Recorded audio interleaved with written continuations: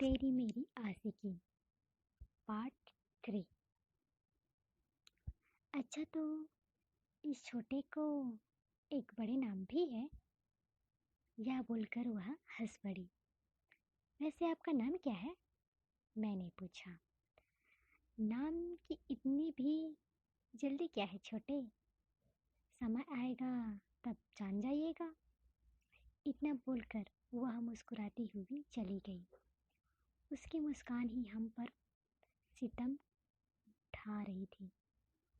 उसके जाने के बाद मैं भैया के पास चला गया।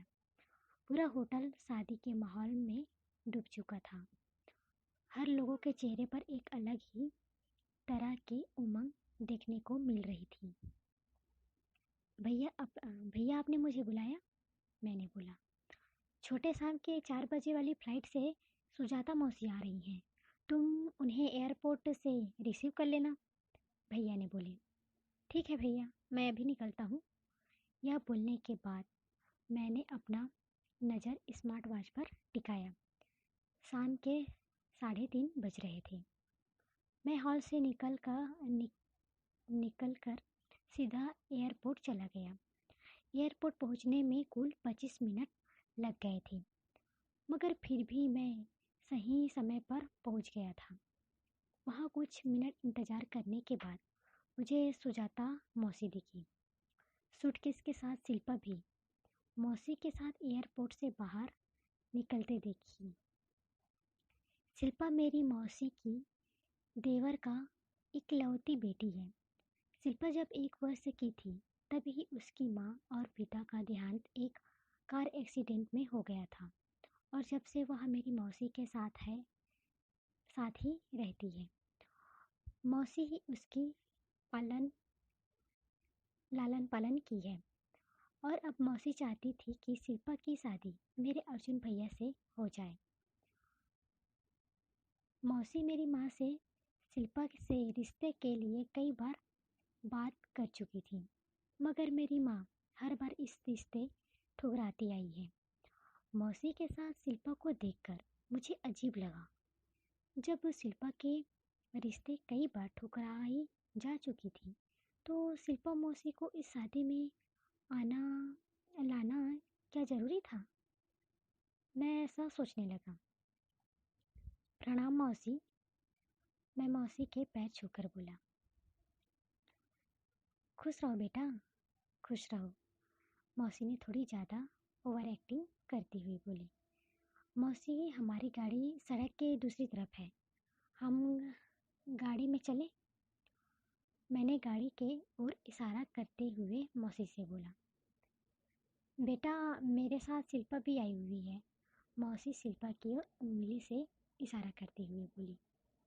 हेलो, मैं शिल्पा से बोला।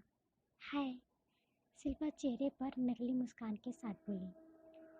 वैसे मैं शिल्पा को पहले ही देख चुका था, मगर मैंने उससे कुछ बोलना उचित नहीं समझा था। कुछ मिनट बाद हम लोग अपने गाड़ी में बैठ चुके थे और गाड़ी सड़कों पर दौड़ रही थी। मैं गाड़ी चला रहा था। मेरी बगल में शिल्पा बैठी थी और पीछे वाली सीट पर सुजाता मौसी थी। बेटा, हम कितने देर में होटल पहुंच जाएंगे? मौसी ने पूछी। बस हम पहुंचने ही वाले हैं, मैंने सड़क के सीधे देखते हुए बोला। वैसे एक बात पूछूं बेटा? सुजाता मौसी बोली। जी जी मौसी, पूछिए, मैंने बोला। बेटा, मैंने सुना है तुम्हारी कंपनी, घर और यहाँ तक कि तुम्हारी सभी प्रॉपर्टीज तुम्हारे भाई के नाम में रजिस्टर्ड है, मौसी बोली। जी मौसी, जब पापा की डेथ हुई थी तब मेरी वह उम्र 1 वर्ष से भी कम थी, जिसके कारण उस वक्त पापा के नाम से सारे प्रॉपर्टीज़ को अर्जुन भैया के नाम से रजिस्टर करवाना पड़ा था। और वैसे भी इसमें हर्ज ही क्या है? मैंने बहुत ही सरल शब्दों में जवाब दिया। बेटा, इसमें तुम्हें कोई हर्ज नहीं दिखता है? कहीं ऐसा ना हो शादी के बाद उसकी पत्नी तुम्हें प्रॉपर्टी से कुछ हिस्सा ही ना दे, क्योंकि हर लड़की मेरे शिल्पा जैसी तो नहीं हो सकती है ना। मौसी ने बड़े ही कुटिल नज़रों से देखते हुए बोली। मैं मौसी को कुछ बोलता उससे पहले ही हमारी गाड़ी होटल के पास पहुंच चुकी थी। वैसे मेरी मौसी की यह स्वभाव हमेशा से रही है।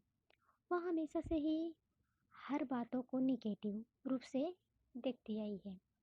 उन्हें हर चीज़ों में, हर रिश्तों में शक करने की बीमारी है। यही कारण था कि उस वक्त मैं गाड़ी में इनसे इन बातों पर ज़्यादा बहस करना उचित नहीं समझा था।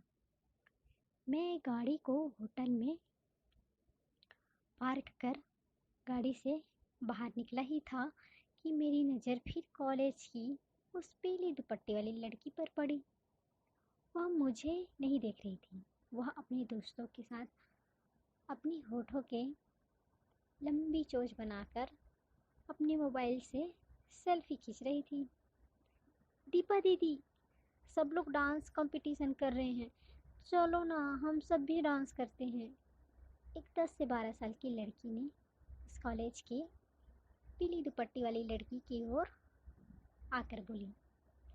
वाह, सच में? तो फिर हम लोग भी चलते हैं। कॉलेज की पीली दुपट्टी वाली लड़की खुश होते हुए बोली। दीपा दीदी, ओहो, तो पीली दुपट्टे वाली लड़की का नाम दीपा है। निशान दीपा, वाह क्या जोड़ी जमेगी। मैंने मन ही मन सोचते हुए खुद से ही बोला। मैंने देखा वो लोग होटल के डांस फ्लोर पर जा चुके हैं। दिल चोरी साडा हो गया की करिए। डांस फ्लोर पर हनी सिंह का यह गाना फुल बेस में बज रही थी। मेरी नज़र अचानक डांस करती लड़कियों की ग्रुप पर टिकी। कुछ लड़कियां इस गाने पर जबरदस्त डांस कर रही थी। उन्हीं लड़कियों के बीच दीपा भी थी। गजब की डांस परफॉर्म कर रही थी। वह खूबसूरत तो थी ही, वह डांस भी गजब की कर रही थी। मेरी नज़र उसके चेहरे से बिल्कुल एक सेकंड के लिए भी नहीं हट रही थी। तभी एक साथ सारे लोगों की तालियों की आवाज़ सुनाई पड़ी, जिसके कारण मेरा ध्यान लड़कियों से भंग हुआ। गाना ख़त्म हो चुकी थी। सभी लोग इस डांस परफॉर्म के लिए तालियां बजा रहे थे।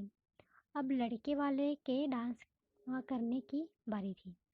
मेरे कुछ दोस्त डांस करने के लिए गया और साथ में डांस करने के लिए मुझे भी बुलाया, मगर मैंने मना कर दिया। छोटे, तुम्हारे अंदर पावर नहीं है क्या? ऐसा तो नहीं, मेरी डांस देखकर डर गए हो? दीपा ने कानों